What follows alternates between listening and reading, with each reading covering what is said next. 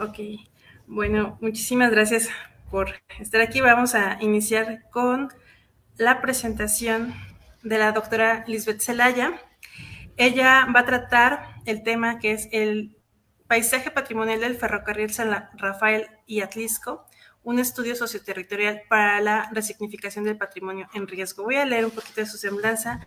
Doctora, le agradezco pues, que haya aceptado y compartirnos un poquito de lo que está investigando. Ella es antropóloga social, maestra en investigación del patrimonio cultural, con especialidad en restauración de bienes muebles históricos, en la que desarrolla tesis sobre la conservación del patrimonio cultural a través de la educación comunitaria. El trabajo es aceptado por la Biblioteca del Centro de Cooperación Regional para la Educación de Adultos de América Latina y el Caribe.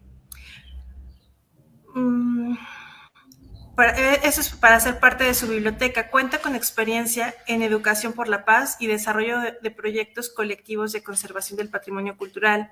Diplomada en salud mental en mujeres y hombres jóvenes por el Colegio de México, la Universidad Veracruzana, Salud y Género AC, en donde desarrolla una propuesta de trabajo de salud mental a través del arte. Ha sido profesora universitaria frente al grupo en la línea. Es diplomada en práctica educativa innovadora con tecnología digital integrada por la UNAD. Cuenta con experiencia de estabilización y conservación de bienes muebles históricos. Es experta en patrimonio industrial de la cultura ferroviaria. Participó en la restauración del vagón de Polonia del Museo Memoria y Tolerancia. Laboró 14 años en el Museo Nacional de los Ferrocarriles Mexicanos en la Subdirección de Conservación y Restauración. Actualmente es doctorante en el programa de doctorado en estudios socioterritoriales del Instituto de Ciencias Sociales y Humanidades Manuel Vélez Pliego de la Benemérita Universidad Autónoma de Puebla. Y tiene la opción terminal de Patrimonio Cultural y Turismo en la que investiga el paisaje patrimonial del ferrocarril San Rafael Atlisco. Muchas gracias por aceptar. Estas pláticas el día de hoy y mañana, que estará el doctor Mariano Castellanos, es con motivo a la conmemoración del 78 aniversario de la unificación obrera. ¿Por qué es importante la unificación obrera? En Atlisco existieron dos sindicatos que pues llevaban o controlaban las fábricas textileras, y al hacerse la unificación el 30 de abril quedó solamente un sindicato. En algún momento Atlisco fue conocido como Atlisco de los Balazos, y después de la unificación se buscó la estabilización social y económica de Atlisco. Entonces vino un resurgimiento del municipio, se generaron varias obras, hubo inversión por parte de los obreros por medio de sus cuotas sindicales, y pues bueno, este sindicato lo que hizo fue construcción de escuelas, de cines, teatros, campo deportivo, había cultura, empezó a haber cierta seguridad. Muchos ven como una parte negativa, hay también una parte positiva. Sin embargo, lo que nosotros queremos desde la asociación es hacer resurgir el esplendor de Atlisco a través de lo que fue la época textilera, la época industrial, porque puedo considerar que más del 80% de los atlisquenses originarios, alguna persona de nuestras familias estuvo dentro de una fábrica. Hubo 7 fábricas, entonces la población en general tenían alguna relación con los obreros o con los trabajadores de estas fábricas, y creo que es justo también darles un reconocimiento a todos ellos que colaboraron de alguna forma para que llegara a haber un desarrollo en Atlisco. Muchísimas gracias, doctora. La dejo aquí con la pantalla, es toda suya y estoy a la orden. Muchísimas gracias. Me comentan por el chat que todavía no ven la transmisión en Facebook. ¿Quieres checarlo?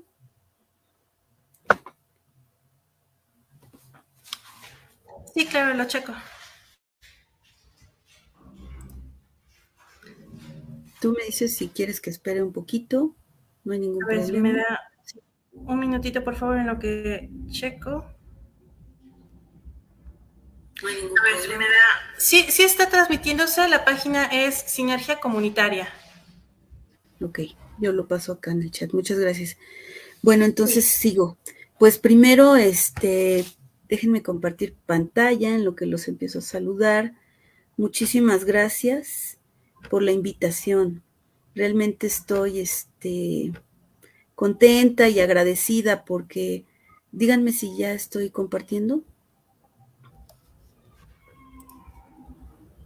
Se está cargando, ya está. ¿Ya está? Bueno, pues sí, vamos a tener creo que una reflexión muy rica ahorita.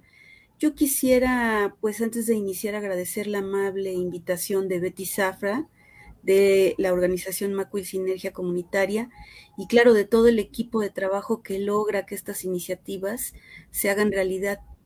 Y en este afán de contribuir, ¿no? En la reflexión y en que vayamos sabiendo más quiénes somos ahora y de dónde venimos, pues es que estoy en esta contribución también para que ustedes sepan un poco lo que estoy haciendo. Yo les voy a hablar sobre una investigación que se encuentra en proceso y que realizo como estudiante en el programa de doctorado en estudios socioterritoriales del Instituto de Ciencias Sociales y Humanidades Alfonso Vélez Pliego de la Benemérita Universidad Autónoma de Puebla. Yo voy a dar mi presentación, pero si existe algún problema técnico, si no me escucho o tengo que parar, por favor, con toda confianza, me lo indican. Quiero decirles también que en esta presentación voy a utilizar imágenes que pertenecen al Archivo General de la Nación, que pertenecen al CEDIF, del Centro Nacional para la Preservación del Patrimonio Cultural Ferrocarrilero. También tengo imágenes de la Mediateca de Lina y también tengo imágenes del Archivo Histórico del Museo Industrial de Metepec, que todos conocemos y que es de la Benemérita Universidad Autónoma de Puebla. Y también voy a compartirles imágenes que con mucha amabilidad me proporcionaron los ferroaficionados de México de la División Puebla y cronistas e investigadores ciudadanos que pueden encontrar ustedes en las páginas de Puentes Porfirianos y de Éxodo 21, que son Héctor y Elvis, a quienes les mando un gran abrazo. Yo titulé mi investigación El paisaje patrimonial de la ruta del ferrocarril San Rafael y Atlisco. Y este es un estudio socioterritorial para la resignificación de un patrimonio que considero en riesgo. Permítanme, para iniciar esta charla, presentarles el fragmento de un poema de la escritora Nadia López García. Ella es una poeta oaxaqueña muy joven que ha sido Premio Infantil y Juvenil de Poesía en estos últimos años en México. Y este poema del que les voy a leer un pedacito fue publicado en el 2019. Y el poema dice: el tren se ha detenido en un tiempo dormido y quieto. Es el tiempo de la memoria, de la espera. Dice mamá que pronto volveremos a esta tierra, donde mi ombligo fue enterrado, donde canta la chicharra de la mañana y las flores nunca mueren. ¿Qué sueñan los trenes cuando sueñan?, se pregunta la muy joven poeta zapoteca Nadia López en este libro que se llama Tikushika, o que puede ser traducido como El tren.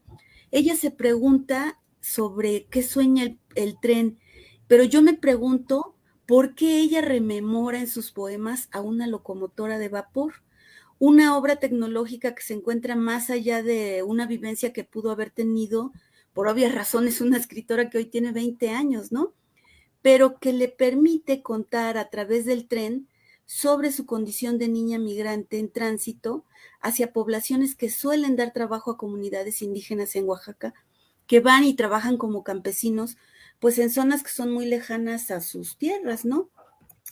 Y desde una personal proyección que yo planteo desde mi formación como antropóloga y conservadora del patrimonio, pues la pregunta me hace pensar en los caminos de hierro o los tendidos de vía, aquellos que han sobrevivido junto a sus estaciones, tanques de agua, tajeas, locomotoras de vapor y múltiples objetos. Y fíjense que yo aquí hago una pequeña adecuación a la pregunta. Y yo pregunto, ¿qué sueñan los trenes cuando duermen? Cuando dejan de vibrar por el paso de la locomotora, cuando ven desaparecer poblaciones y cuando se han callado las voces de quienes transitaban sus espacios para dar lugar ahora a nuevas historias. Yo me pregunto si han quedado definitivamente en el olvido o si siguen siendo parte de nuestra historia y de nuestra memoria. Estudiar el paisaje del ferrocarril San Rafael y Atlisco surge precisamente a partir de esta pregunta y a partir de esta posibilidad, la de encontrar en los objetos y en los sitios pues su evocación a la cultura. Y no me refiero nada más a la materia, sino a lo que evoca esta materia, es decir, a la propia presencia de los objetos, a la infraestructura, ¿no? Que los contenía, pero también al espacio natural que los resguarda y al significado que les es inherente, ¿no? Y también a la manera en la que recreamos esta memoria en la sociedad hoy, para dar cierto aspecto a la forma en la que desarrollamos nuestras vidas. Es decir, esto que platicaban ahorita como introducción de que todos, por ejemplo, todos en Atlisco tienen, ¿no? Tienen una liga hacia la vida textil. Y eso es parte de la historia, pero es también parte del hoy, ¿no? Entonces, nosotros consideramos que esta es en realidad la verdadera vocación de los objetos y de los sitios históricos.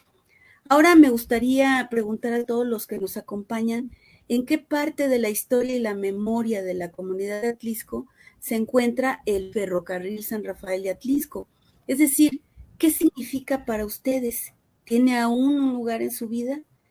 Y si pudiéramos hacer un ejercicio de imaginación en el que los terraplenes, los túneles, los restos de vía, los durmientes, fueran entes vivientes, háganse ustedes esta pregunta. Imaginen que ellos están ahora durmiendo desde que terminó la vida activa del tren. ¿Qué soñarían estos trenes? ¿No? Y yo los invito a darle clic al siguiente link que me van a hacer favor de compartirles en el chat. Y este link o este código los va a llevar a una página de un programa que se llama Mentimeter. Y este link les permite entrar a la aplicación y quisiera saber, ¿no? ¿Qué es para ustedes el ferrocarril San Rafael y Atlisco? Ustedes pueden contestar con 3 palabras y al final de la sesión yo quiero ver qué construimos. Pero ahora hablemos sobre el ferrocarril San Rafael y Atlisco. Este ferrocarril se ubicó en una ruta ligada a la historia de su consorcio comercial fundador, que fue la Compañía Industrial de Atlisco, S.A. Es conocida por sus siglas como la CIASA, y esto lo relaciona de manera clara a la historia textil, papelera, pero también energética de México, ya que dentro de este entramado comercial pues se encontraba la fábrica de hilados y tejidos de Metepec, S.A. Yo he leído información sobre todo del doctor Jorge Ramón Gómez y del doctor Mariano Castellanos.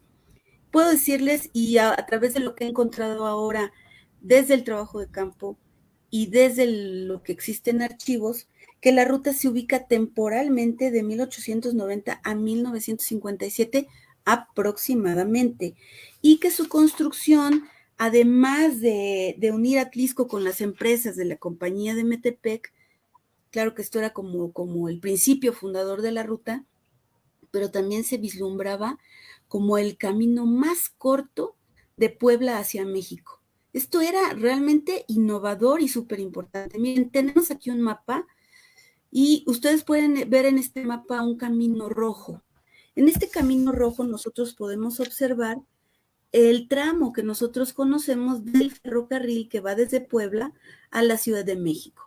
No sé si se ve mi flechita, espero que sí, pero si nosotros vemos aquí Atlisco, ubiquen Atlisco abajo en la esquina superior derecha y sigan un caminito que tienen aquí con un rayado. Esta es una vía de tren dibujada en el mapa. Este era el plan del ferrocarril San Rafael y Atlisco.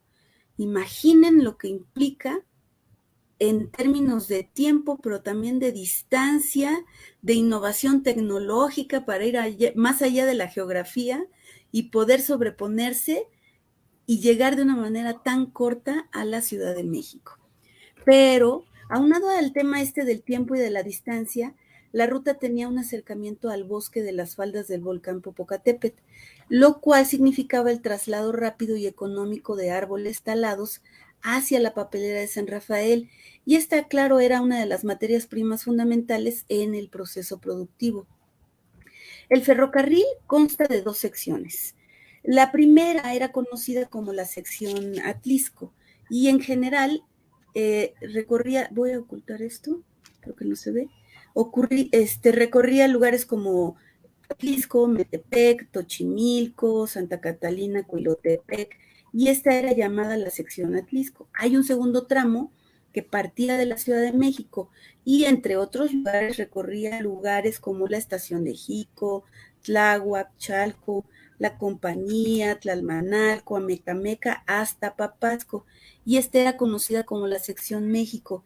Y el espacio central que puede verse entre las dos secciones es una maravilla, porque va desde Apapasco hasta Santa Catalina, Cuilotepec, y esta zona constaba de una vía de cauvil que se utilizaba para el transporte de leña para la papelera de San Rafael. En las comunidades que son cercanas a esta ruta de cauvil se le conoce como el tramo perdido, porque nadie estaba seguro de si esta ruta había estado unida completamente. Nosotros podemos asegurar que sí, porque ya lo corroboramos en el archivo histórico y con huellas materiales en la zona y a través de la memoria colectiva. Y fíjense, en Ecatzingo hablan mucho sobre el tramo perdido. Claro, cuando ellos dicen tramo perdido, es claro que este tramo no está nada perdido, ¿no? Sobre todo desde la memoria colectiva. Según el índice de estaciones de Ferrocarriles Nacionales de México, que fue publicado en 1994, la ruta de San Rafael y Atlisco y Metepec corresponde a las líneas. Cada línea en los ferrocarriles en México tiene iniciales, desde la A hasta la Z. Entonces, si ustedes quieren ubicar la inicial de este ferrocarril es VC, VL, V. Si ustedes quieren saber en qué lugar de este kilometraje está, tienen el kilómetro del lado derecho. Atlisco está en el 38.3, la estación de San Rafael en el 12.2 y Metepec en el 61.2. Aquí podemos ver si había gente en la estación o no había gente. Entonces, digamos que desde Ferrocarriles Nacionales esto era lo que estaba registrado. Pero fíjense que a nivel geográfico tiene significado en diferentes niveles. Quisiera hablarles solo de algunos de ellos. El primero es pues que obviamente su recorrido se vincula con el volcán Popocatépetl. La Comisión Nacional de Áreas Naturales Protegidas, por sus siglas la CONAMP, menciona que en México este es uno de los picos más altos, después del pico de Orizaba, y su relación cercana con poblaciones pues lo convierte en uno de los volcanes más peligrosos del mundo. Y el ferrocarril San Rafael y Atlisco estuvo íntimamente relacionado con el mismo. ¿Por qué? Porque recorría la región sur de las faldas del volcán, y aquí se destaca obviamente su labor para la compañía de la papelera San Rafael, porque transportaba la leña, y con la compañía de Metepec por el transporte de materias primas como el carbón, por ejemplo. Pero fíjense que también como tren de pasajeros se concibió como la ruta más cercana de los volcanes. Este tríptico es una maravilla que me encontré en el archivo histórico del Museo Industrial Metepec de la UAP. Y fíjense cómo nos pone aquí la línea más próxima a los volcanes. Lo interesante de este tren es que no solo transportaba mercancías, sino también era tren de pasajeros. Entonces, ahí podemos ver cómo era emblemático dentro de un único recorrido que había hacia los volcanes. Yo platicaba con el cronista de Tochimilco y ubicamos esta fotografía cerca de las laderas que están en la comunidad de Tochimilco o tal vez en Santa Catalina, Cuiltepec. La cultura y con la vida cotidiana también es muy importante. Por ejemplo, en algunos tramos de la ruta, la población solía ligarlo al transporte de productos para el consumo diario. Un producto tan importante y emblemático en México como el pulque, ¿no? Esta era una bebida de demanda popular y de gran importancia en la vida cultural. Y llegaba, la carga de pulque está incluso registrada en los libros de contabilidad del ferrocarril. Era una de las cargas más importantes de este ferrocarril. Llegaba a la Ciudad de México, y de ahí que ustedes, por ejemplo, puedan encontrar en San Rafael todavía una rica tradición de pulquerías. Entonces, fíjense cómo este ferrocarril, junto a este concepto que les estoy yo diciendo del pulque, pero también junto a otros fenómenos, pues transformó el entorno, ¿no? De manera significativa, y le dio en gran medida el tinte que nosotros conocemos hoy.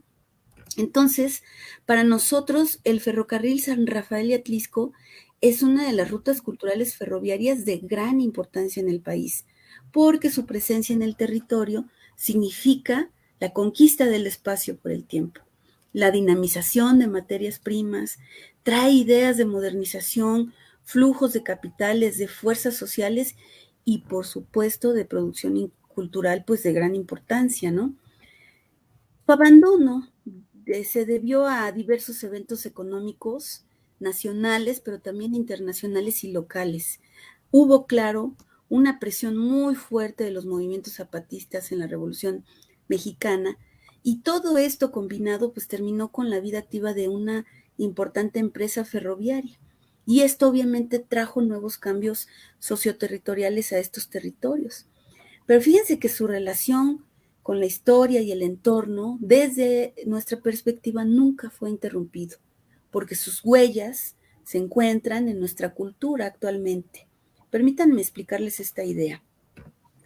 Es claro para nuestra propuesta que el mundo de los ferrocarriles es inmenso y muy complejo, y así queremos observarlo en el mundo, pues la forma en la que se asume y recrea en cada sociedad es distinta. Se convierte entonces en un fenómeno que organiza, fragmenta los territorios, pero no de la misma manera, porque hay diferentes necesidades de capitales, hay diferentes realidades geográficas, hay diferentes innovaciones tecnológicas en cada época, y entonces el paso del ferrocarril irrumpe en la vida natural, laboral, cultural y política, y se instrumenta de distintas maneras, ¿no? Piensen ustedes, no es lo mismo un ferrocarril porfiriano que un ferrocarril de los años 70, ¿no? Entonces, debido a esto, nosotros proponemos que algunas líneas históricas del ferrocarril pueden ser definidas como rutas culturales ferroviarias, y estas constituyen verdaderos paisajes patrimoniales. Imaginen ustedes que el ferrocarril puede tener las mismas especificaciones técnicas en producción, tanto de equipo rodante como de objetos. Pero imaginen si sería lo mismo un ferrocarril en el centro de México que un ferrocarril en Yucatán, como el Tren Maya, ¿no? Que un ferrocarril en Laredo. Es decir, la cultura y el hombre le da estos tintes distintos, ¿no? Y también el entorno geográfico. Claro, para nosotros también debo aclarar que esta propuesta también pretende que atendamos los acervos históricos ferroviarios, pues que se encuentran en riesgo, y con este fin nosotros proponemos estudiar una ruta cultural ferroviaria desde 4 tiempos fundamentales. Los momentos de concepción. Estos momentos de concepción pueden ubicarse en cartas, planos, documentos históricos, desplegados legales, planes económicos. Hay un segundo momento que proponemos, que es el de la disrupción. Esto es su despliegue de construcción sobre el territorio y todos los cambios de vida que esto implicaba, ¿no? Con su llegada. Hay un estudio muy interesante sobre cómo la llegada del ferrocarril San Rafael y Atlixco impactó en el cambio de vida de gente que se dedicaba al cultivo y que empezó, por ejemplo, a ser obrera. Esto y muchísimas cosas más, ¿no? O sea, les digo un pequeño ejemplo. El tercer momento es el momento de acción o vida activa, que es cuando estamos en pleno funcionamiento. Y el cuarto es el momento de abandono. Pero este momento de abandono es realmente interesante porque implica que observemos cómo se combinan los elementos de este paisaje de manera dinámica en el tiempo, pero también en el espacio. Y ahora nos muestran aquello que ha sobrevivido a los factores, obviamente, de deterioro físico, pero también a los factores del supuesto olvido. Y entonces, estos objetos, estos sitios, estos entornos, dejan de tener una función tecnológica o práctica o económica, y ahora nosotros los revaloramos como parte de nuestro legado patrimonial. Y entonces es desde esta idea que en nuestra investigación asumimos la importancia de la ruta del ferrocarril San Rafael y Atlixco como un paisaje patrimonial que es complejo en estos diferentes aspectos que les digo y que debe de ser resignificado. Pero ¿qué es un paisaje, no? Se preguntarán. Bueno, el paisaje puede ser asumido desde diferentes miradas y desde diferentes disciplinas. Yo les quiero poner un ejemplo rápido para que lo podamos entender. Si nosotros nos vamos al diccionario de la Real Academia, podemos encontrar la definición de paisaje, ¿no? ¿Y qué dice? El paisaje es parte de un territorio que puede ser observado desde un determinado lugar. Es también un espacio natural admirable por su aspecto artístico. también puede ser una pintura, un dibujo que represente un paisaje. Y hay un concepto que es paisaje protegido. Es el espacio natural que por sus valores estéticos y culturales es objeto de protección legal para garantizar su conservación.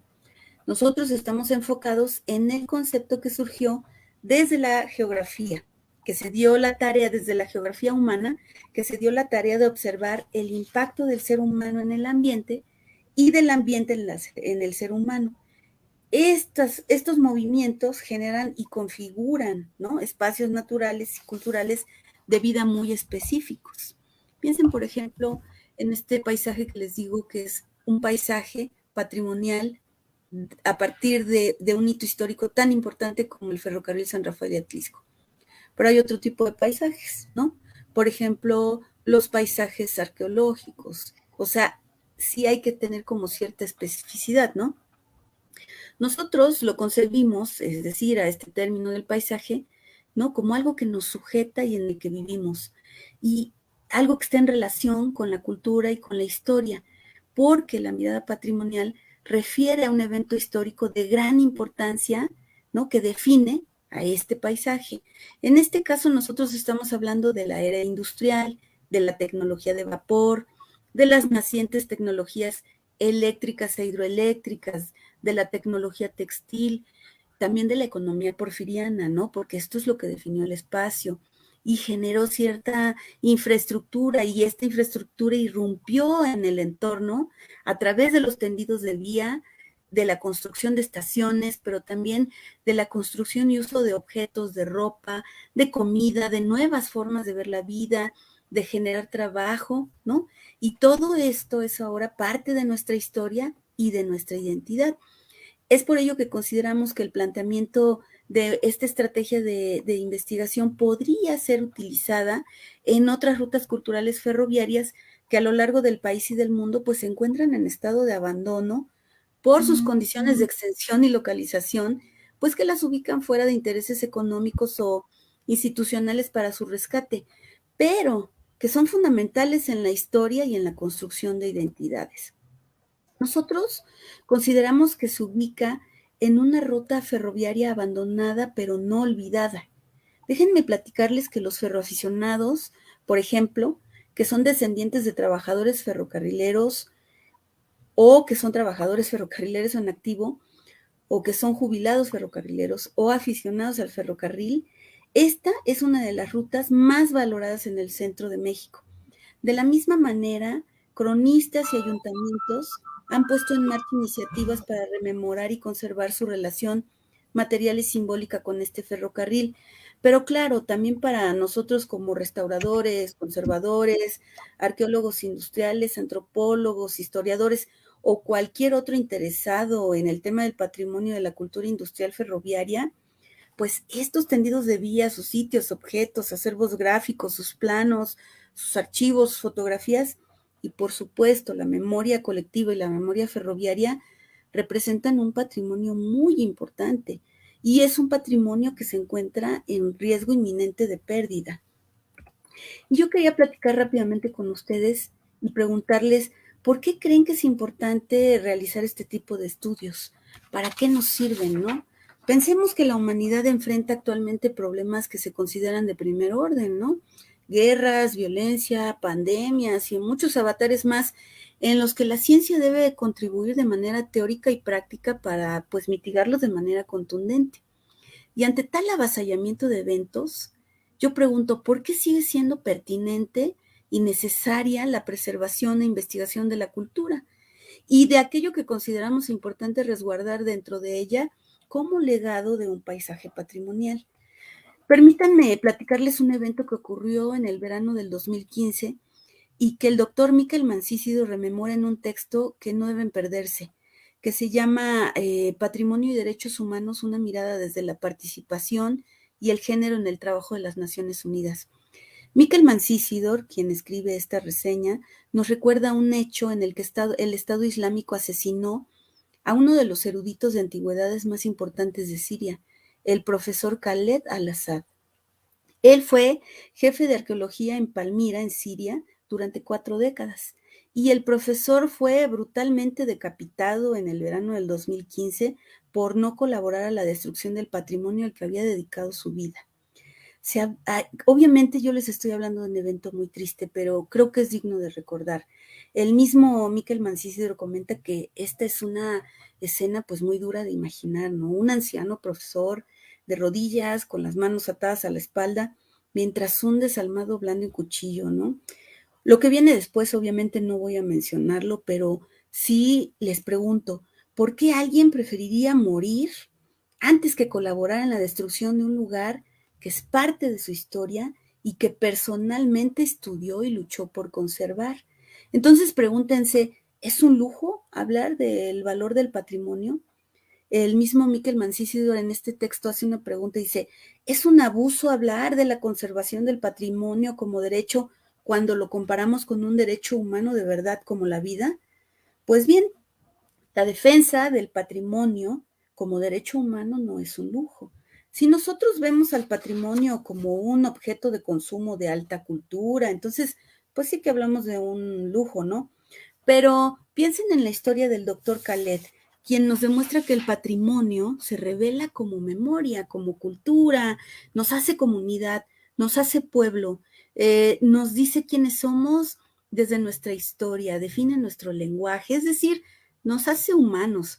Y un derecho humano no es sino una forma de protección reforzada con vocación de universalidad de lo que nos hace humanos.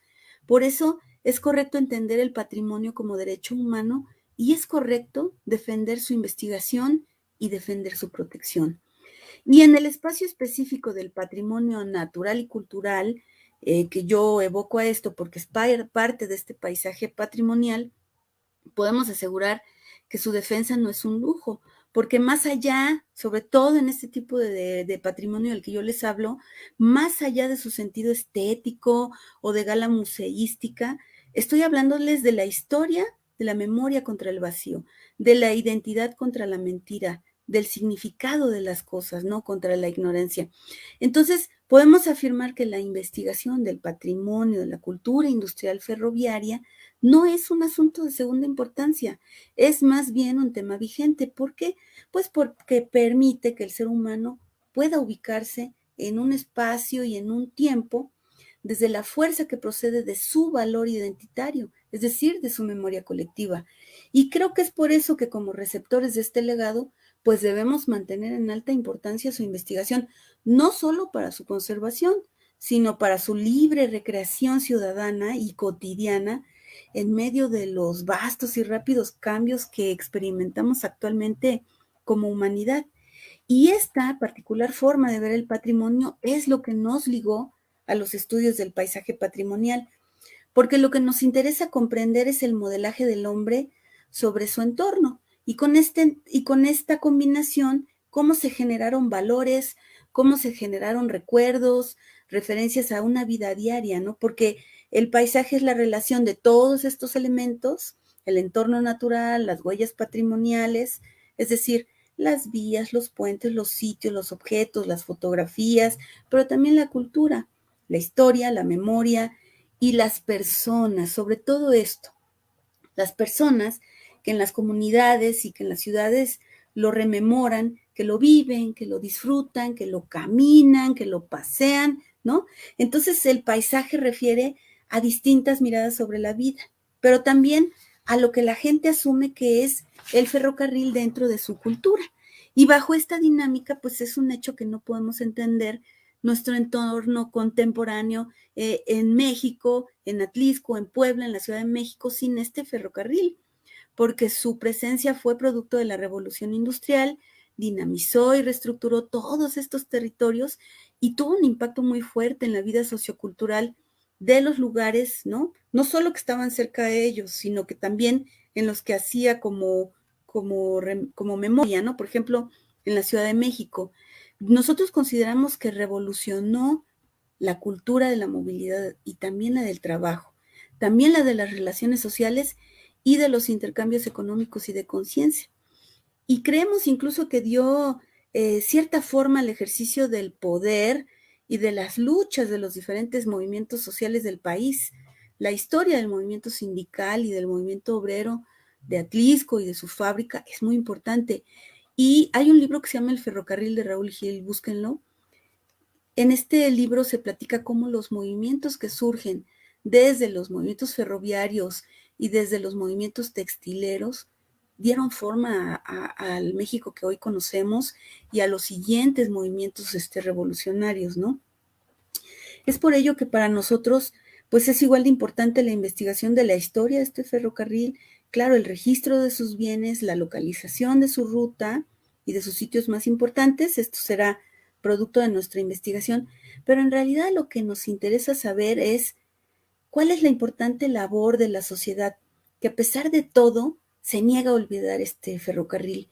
Y con ello me refiero a las poblaciones importantes que recorre esta ruta como Atlisco, Metepec, Tochimilco, Santa Catalina, Cuilotepec y por supuesto Catzingo, y a gente tan importante en la lucha por la conservación de este paisaje patrimonial como el profesor José Luis Reyes Sánchez, que lo están viendo ahí del lado izquierdo, en Ecatzingo, pero también Flavio Pérez Calpeño en Tochimilco, y el muy importante trabajo de personalidades como Emanuel de la Vega González, Emanuel Ávila Escalante, José Manuel López Arcos, Carlos Martínez, Carlos Contreras de los Ferroaficionados de México, División Puebla, y a la muy importante investigación que están haciendo Héctor y Elvis Martínez Pérez en el tramo perdido.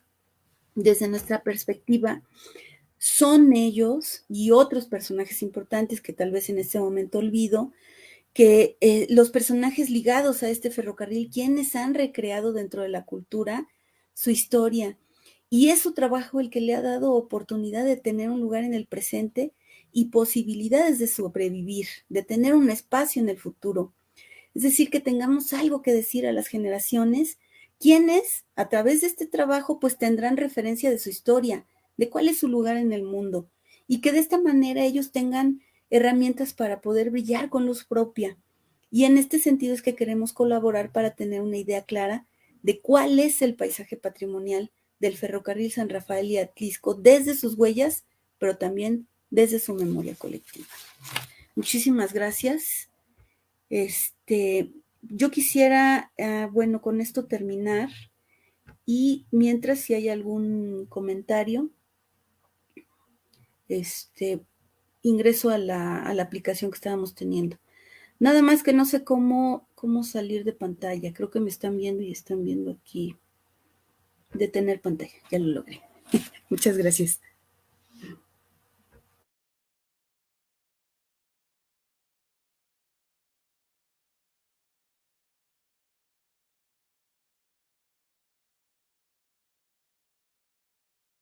Tienes apagado tu micrófono. Gracias.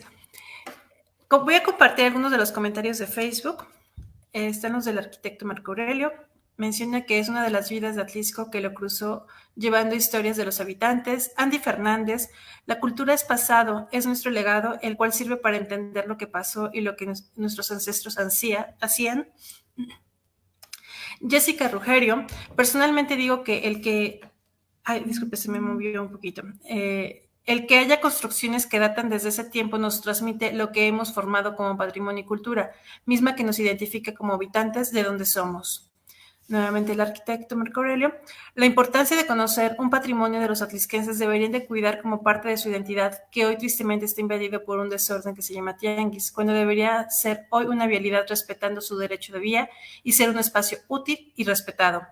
Así que convoca a que el tianguis Atlisco deberá de ser cuidado como un patrimonio antropológico y que también deberá ser tratado y reubicado para dignificar sus acciones económicas para Atlisco. Rafael Martínez, que justamente él ha motivado que se conserve mucho lo que es la identidad y la historia en Metepec, manda un saludo desde Metepec, Atlisco, el paso del ferrocarril Atlisco-San Rafael. Muchísimas gracias. No, les agradezco mucho y les dejo mi correo, te lo puedo pasar en el chat, y todos aquellos que quieran participar en esta investigación, esto sobre todo creo que es una investigación innovadora y de metodologías emergentes en las que nosotros los investigadores tenemos una relación horizontal y damos voz realmente a quienes han hecho trabajo atrás de nosotros, ¿no? Y en realidad, lo que somos son esos voceros, ¿no? De quienes realmente están todos los días en esas comunidades ejerciendo ciudadanía. Y nosotros estamos realmente para sumar. Entonces, quien quiera comunicarse conmigo, estamos obviamente al tanto. Y les agradezco mucho el espacio. Muchísimas gracias. Muchísimas gracias. No, a usted, doctora, por soporte y pues bueno, por parte de la asociación cuenta con nosotros nos vamos a colaborar, digo, como atlisquenses, yo creo que podemos convocar o buscar a algunas personas de la Junta Auxiliar de Metepec que puedan apoyar. De hecho, el presidente auxiliar de la Junta de Metepec no pudo estar aquí por razones de agenda, pero pues bueno, él me dijo hace ratito que contamos con todo su apoyo en lo que se requiera para ese tipo de cosas, ya que están buscando justamente también que el patrimonio industrial que le ha dado vida a Metepec Atlisco se pues difunda, se conserve y se conozca. También contamos con la presencia de la Cámara de Trabajo de Atlisco. Se les invitó pues por parte de la conmemoración, no sé si gusten dar algunas palabras. Hola, ¿qué tal? Buenos días. Me presento, mi nombre es Dulce, hablo de parte de la Cámara del Trabajo. Pues primero que nada agradecer, ¿no?, la importancia y agradecer pues este evento, ¿no? Hace 30 de abril se conmemoró el 74 aniversario de la Unificación Obrera. ¿Qué es esto, no? Es el fin a las luchas intergremiales que alrededor de 15 años estuvieron o reinaron, ¿no?, en la región. Entonces, pues es importante, ¿por qué? Porque es es un nuevo comienzo, ¿no?, para todos nosotros, y que desgraciadamente es una fecha que poco a poco las nuevas generaciones, ¿no?, hemos ido olvidando, ¿no? Y agradecemos también, pues, este evento para darle difusión y para que poco a poco vayamos rescatando esta fecha. Muchísimas gracias. Sí, creemos que el patrimonio industrial en Atlisco se ha encontrado como un poco en el olvido, sin embargo, queremos que resurja, que se conozca el esplendor que tuvo y que nos puso en un punto también histórico importante económico en la República Mexicana, ¿no? Doctora, pues muchísimas gracias. Ha sido súper interesante, la verdad, ver algunas imágenes sobre el tren me han conmovido bastante. Y pues espero que su investigación sea todo un éxito y poderla volver a contactar, ¿no? Para que ya no las comparta cuando esté terminada y poder festejar con usted el término de su investigación. No, pues muchas gracias a ustedes. Y pues el doctor Mariano es mi codirector de tesis. Gracias a él yo me encuentro en esta ruta específica y la verdad es que ha sido toda una aventura y una aventura en la que me he además vuelto parte de la comunidad, ¿no? De los compañeros ferroaficionados, de los cronistas de Catzingo, de Metepec y de Atlisco, y ya me estoy como cambiando la ciudadanía para irme a esta zona. ¿No? Muchísimas gracias. Cuando gusten, estamos ahí. Muchísimas gracias a todos los que nos acompañaron. Gracias, Dulce, desde la Cámara de Trabajo, y saludos a todos por allá. Y tenemos un último comentario, menciona Héctor Miliani. Saludos, Héctor. Decía, gracias por la información tan interesante y saludos desde aquí, del centro de Atlisco. Pues bueno, muchas gracias, doctora. Estamos en contacto y que todos tengan un excelente día. Gracias. Gracias a todas y todos. Abrazo. Bye.